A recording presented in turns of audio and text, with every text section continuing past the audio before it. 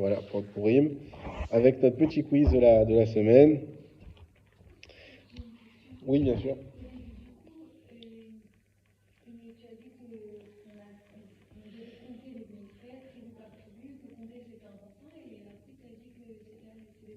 Alors, on ne devait pas les compter un à un, mais les compter par un autre, la façon, exactement. Parce que justement, Hachem, en fait, comme une personne qui, quand il a de l'argent, il aime beaucoup compter son argent, eh bien Hachem, comme on est le trésor d'Hachem, Hachem, il adore nous compter. Et donc, plusieurs fois dans la Torah, il va compter et recompter le clan Israël, tellement il est attaché au clan Israël. C'est pour montrer l'attachement qu'il a. Bien sûr. Tu comptes les joueurs de foot et que vous ne jouez jamais. Peut-être c'est le moment de ne plus compter les joueurs de foot. Je compte pas un à un, je dis le nombre qu'il y a. Oui. À la fin de la paracha, tu dis que Moshe Rabbeinu, il voulait voir Hachem face à face. Ça voulait dire qu'il voulait voir Hachem. Il avait lui-même une perception d'Hachem que personne d'autre n'a eu au monde, qui était la plus claire possible. Mais la perception totale, non, il n'a pas pu l'avoir. C'est ce que Dieu lui a dit. Il lui a répondu en disant, tant que tu es vivant, tu ne peux pas. Mais ça sous-entend que Hachem, on peut le voir physiquement. On peut ça s'appelle pas voir, c'est percevoir. C'est pas voir, c'est percevoir. C'est ressentir. C'est quelque chose qui est difficile à expliquer. Donc je ne pourrais pas expliquer puisque j'ai pas cette chance, mais en tout cas, ce qu'on comprend de ce que Rachamim m'explique, c'est que c'est comme quand on dit qu'on connaît une personne, bah, tu peux voir quelqu'un sans le connaître, mais quand tu le connais, bah, tu le vois un peu mieux parce que tu le connais. Et bien cette perception que Moshe avait une telle connaissance d'Hachem qu'il arrive. Les Rachamim donnent un exemple, ils disent c'est comme si il pouvait voir le dos d'Hachem. Donc quand tu vois le dos d'une personne, on dit qu'il voit les tefilines de la tête mais de derrière. Quand tu vois le dos d'une personne, bah, tu la vois un petit peu, mais tu la distingues pas assez pour bien savoir qui elle est. Ben, c'est la même chose. Moshe, il avait cette capacité de voir le dos d'Hachem, mais pas la face d'Hachem. Il y a d'autres questions avant de passer à Purim? Tu as dit que les deuxièmes tables de la loi, elles étaient plus adaptées à nous. Mais pourquoi? Parce qu'elles nécessitaient un effort. Parce qu'on n'a pas su, Dieu nous a fait un cadeau au début, de dévoilement immense de Hachem avec tous les miracles qu'il y avait. Et pour pouvoir profiter de ce dévoilement, il fallait être capable aussi de continuer à être à la hauteur de ça et de ne pas faire le veau d'or. C'est Moshe qui les a faites. Alors on y va pour Purim, tout de suite, pour à quelle autre fête du calendrier juif est comparée la fête de Purim et pourquoi? Kippour, très bien. Et pourquoi?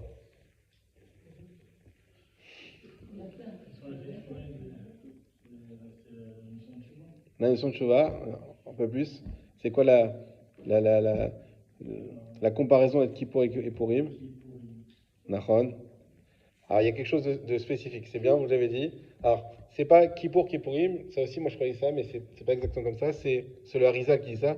C'est Yom HaKippourim. Il prend le nom complet de la fête de Yom Kippour, qui est Yom HaKippourim, et dit Yom Ke-Purim.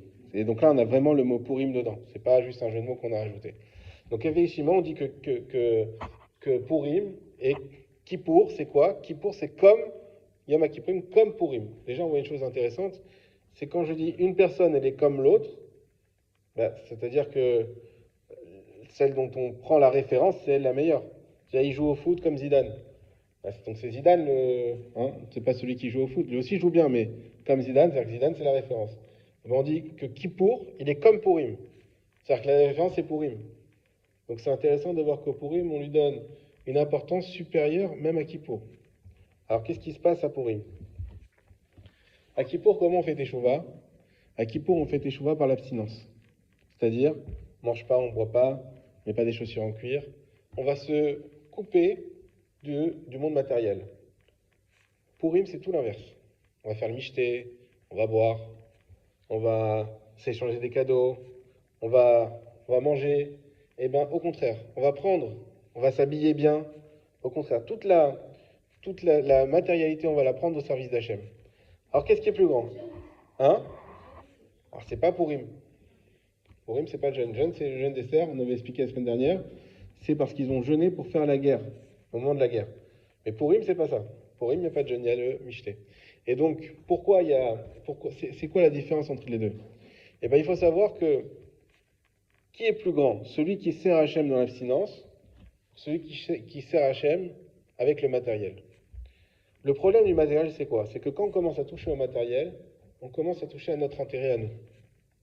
Et donc, c'est difficile de manger un succulent plat et de dire, par exemple, je mange l'Irchot Shabbat. Oui, mais tu es en train de profiter. C'est-à-dire qu'au fond de toi, tu attends ça pour l'Irchot Shabbat ou tu attends ça pour pouvoir faire un bon repas? Alors, un peu des deux, peut-être. Mais de se dire, je fais ça que pour Hachem, c'est compliqué. Alors que jeûner, on ne peut pas dire qu'on jeûne pour nous-mêmes. Sauf certains qui aiment jeûner, je ne sais pas. C'est spécial. Il y a écrit comme ça qu'une personne qui est dans une situation, elle n'a pas faim du tout, elle a envie de jeûner, son Onek Shabbat, c'est de jeûner. Donc ça existe, cette situation. Peut-être des gens peut-être un peu déprimés, je ne sais pas, ou quoi, qui n'ont pas faim, ou peut-être malades, Dieu préserve. Mais en soi, a priori, quand on est en bonne santé, on a envie de manger. Donc, c'est ça la différence. Kippourim, ça veut dire qu'en réalité, le top du top pour un juif, c'est quoi? C'est d'être au niveau de, on va dire, solliciter son corps, mais que son esprit reste attaché à Hachem. Ça, c'est le top du top. Mais c'est réservé à une élite, mais alors l'élite de l'élite. En attendant, on a besoin de Kippour. Parce que Kippour, il n'y a pas de balai masque, c'est le moment de le dire. Là, vraiment, on fait pour Hachem. Il n'y a pas de jour de Kippour, il ne faut pas rigoler. Il faut être sûr que ça soit uniquement pour Hachem. Donc, on a enlevé tout le côté matériel. Mais n'empêche que, on a besoin du côté être capable d'utiliser le côté matériel pour Hachem. Ça serait vraiment le niveau le plus haut. Et c'est ça le niveau de Purim. Même si même aujourd'hui, nous, à Purim, on n'y arrive pas. Mais c'est important qu'un jour dans l'année, on rappelle c'est quoi le but. Et je pense que vous l'avez toujours entendu, on n'est pas une religion qui demande de se séparer, on n'est pas une religion qui demande de ne pas manger, d'avoir des... Non, pas du tout. On est une religion dans la Torah où on prend le matériel et on le sublime. Et donc, même si on n'est pas encore à ce niveau-là extrême, mais on aura soin dans notre tête, premièrement, à Purim, de savoir que c'est un jour qui est très très saint, très kadosh, qui est la référence de Kippour. Et en plus de ça, on a la possibilité ce jour-là de prendre le matériel au mieux et de le sublimer au maximum. Ça, c'était pour Kippour et Purim. J'avais fait aussi ce petit parallèle avec le Mashiach ben Yosef et Mashiach ben David. Vous savez qu'il y a deux Meshiachim, il y a deux Mashiach. Il y a celui qui vient de Yosef, de la tribu qui est un descendant de Yosef, et celui qui est le descendant de David. C'est quoi la différence entre les deux? Exactement comme Kippour et Purim. En réalité, Mashiach ben Yosef, c'est celui qui est parfait. C'est celui qui n'a jamais fauté. C'est celui qui ne sort pas de sa yeshiva. Et comme Yosef, qui était tzaddik, qui était droit, il n'y avait rien qui pouvait le faire tomber. Et on a, comment? Il faudrait peut-être qu'il aille en Nouvelle et qu'il sorte de sa yeshiva. Alors, c'est un autre débat. Et on a le Mashiach ben David, en réalité ben Yehuda, donc de la tribu de Yehuda. Yehuda, c'est celui qui reconnaît. Quand on reconnaît, c'est déjà que ça ne va pas. Donc on passe par une étape où il faut reconnaître. Donc c'est celui qui fait Teshuvah. C'est celui qui n'est pas parfait. Et on sait que c'est le Mashiach ben David qui va devoir amener on va dire les temps messianiques à jamais. Et Mashiach ben Yosef qui sera uniquement temporaire. Donc on a ces deux notions. Dans quelle mitzvah doit-on le plus mettre l'accent? Est-ce que c'est Mishloach Manot ou Matanot Levionim? Avec une petite explication, c'est intéressant. Mishloach Manot, c'est la mitzvah de donner des cadeaux à des amis. Et Matanot Levionim, c'est de faire la tzedaka pour Purim, sur laquelle on doit mettre le plus de sous, en d'autres termes. Mishloach Manot aussi, on prépare des... Matanot Levionim. Alors, effectivement, les Sfarim nous disent, attention, parce qu'on a, bien sûr, notre kavod, il est en jeu, donc quand on fait des Mishloach Manot, quand on fait les cadeaux qu'on donne aux amis, on va mettre la boutarde, on va mettre la boucha, on sait qu'il va recevoir ça, il dit, ah, t'as vu, un tel, ce qu'il m'a offert, c'est, voilà. Alors que le pauvre, bon, ce qu'il pense de nous, c'est pas toujours ce qui nous intéresse le plus. Et donc, on peut être amené à faire un truc assez cher, mais après, pour Matot Levionim, vous savez, c'est quoi le don minimum de Matat Levionim pour être quitte? C'est une prouta. 1 euro. Donc déjà, avec 1 euro, on a fait la Matat Levionim. Donc on peut se dire, bon, allez, je donne ça et je suis quitte, c'est bon. Oui, mais t'es quitte, mais pourquoi Mishloach Manot, t'as pas été quitte, t'as fait un truc royal. Donc voilà, donc il faut être capable de donner, bien sûr, plus sur Matat Levionim que ce qu'on va donner sur Mishloach Manot. Comme ça, vous pouvez peut-être équilibrer les choses. Ce qui est aussi très intéressant, c'est que certains nous disent que pourquoi il y a la mitzvah de Mishloach Manot, de donner à des amis, de peur qu'on ait des amis qui soient eux aussi pauvres et qui ne veulent pas Matat Levionim. En réalité, on se trouve que chacun, à Purim, tout le monde échange des paquets. Et les pauvres n'ont plus honte de recevoir, puisque tout le monde reçoit ce jour-là. Et donc, c'est toute la raison de Mishloach Manot, c'est pour pouvoir faire Matanot Levionim à un degré supérieur où il n'y aura même plus la honte que le pauvre a en recevant, parce que malgré tout, personne n'aime dépendre des autres et n'aime recevoir comme ça. Donc ça, c'était... Ouais. Non, 1 euro suffit. Prouta. J'ai dit 1 euro, j'étais large. Prouta, c'est la valeur minimum. Non, ça c'est Mishloach Manot qu'il faut 2 repas. C'est Prouta. 2 brachot, oui, mais ouais, 2 brachot, mais il faut que ce soit des choses qui ont une certaine importance. Par exemple, mettre une bracha de Sheakol, ça compte pas. Il faut que ce soit soit du mezonot, soit du geffen, voilà. Mais ça peut être les mêmes brachot aussi, si c'est 2 gâteaux, ça compte aussi. Il ne faut pas qu'il y ait une différence de bracha. Il faut que ça soit quelque chose de conséquent. 2 paquets de chips, c'est parfait. Si tu veux faire ça, tu peux le faire. Il faut que ça soit consommable tout de suite. C'est ça le plus important. Les boissons, non. Les boissons, non, c'est pas compté. Il n'y a que le vin qui peut être compté comme... ça ne veut pas dire qu'il ne faut pas mettre des boissons dedans. C'est-à-dire que dans les deux, ça compte pas. S'il y a 10 trucs, c'est pas grave s'il y a des boissons.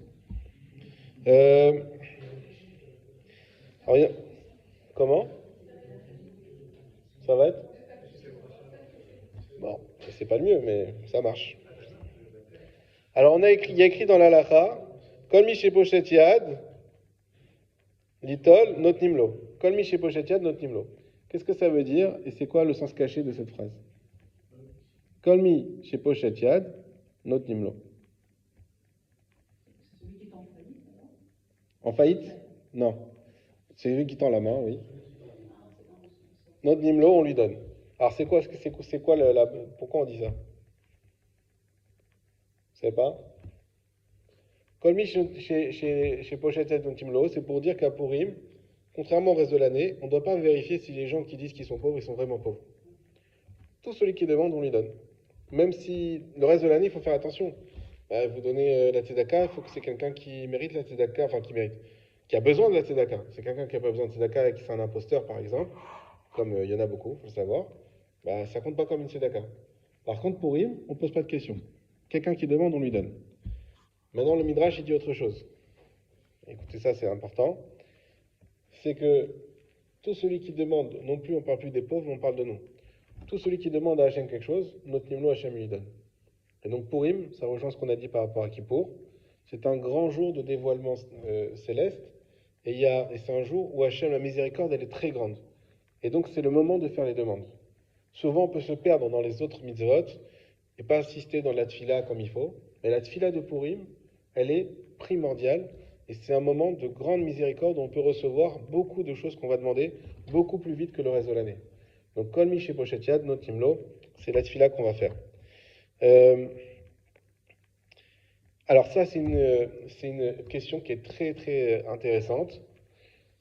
Vous savez, il y a Matanot Levionim, on dit qu'il faut donner aux pauvres. Maintenant, la question, c'est quand il faut donner aux pauvres. C'est quand qu'on doit faire la mitzvah. Purim, la mitzvah, c'est le jour de Purim, ça on le sait tous.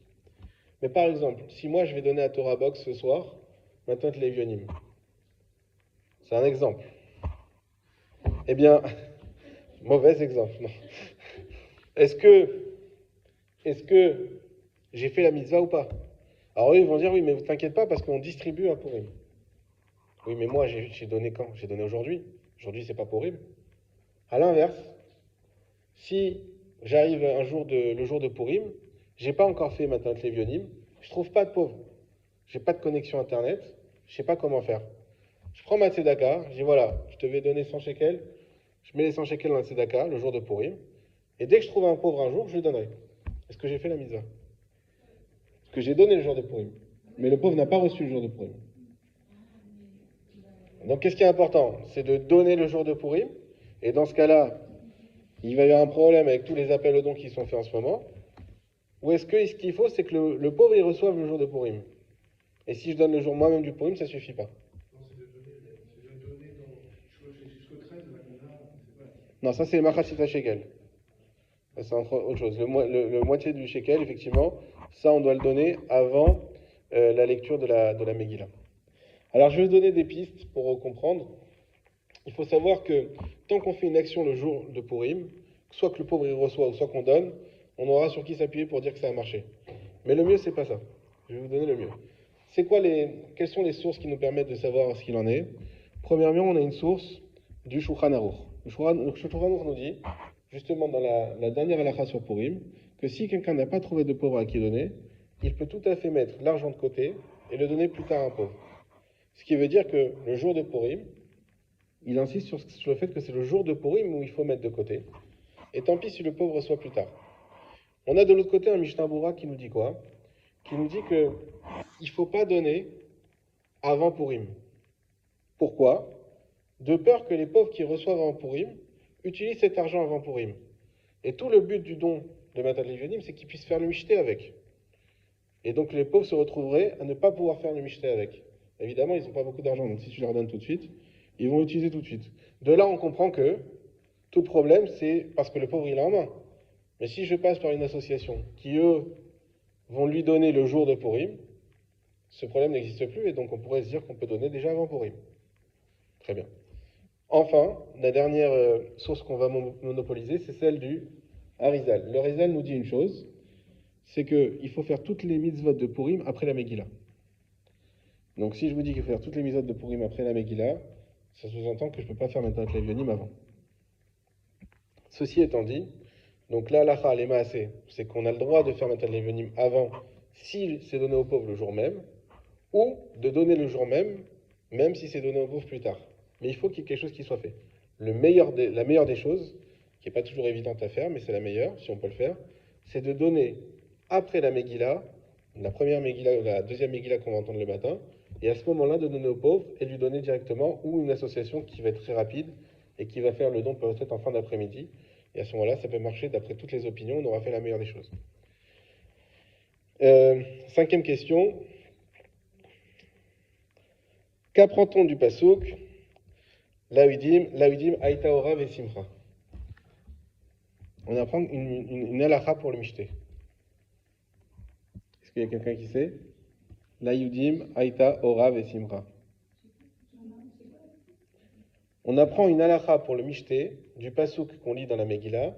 La Yehudim, Aïta Ora Vesimcha. Littéralement, pour les Juifs, c'était un jour de lumière et de joie. De là, on apprend une chose. C'est quoi Ora? C'est quoi la lumière? C'est la Torah, Zu Torah. Simcha Zu Mishté. De là, on apprend qu'avant le Mishté, c'est très important de faire un Dvar Torah.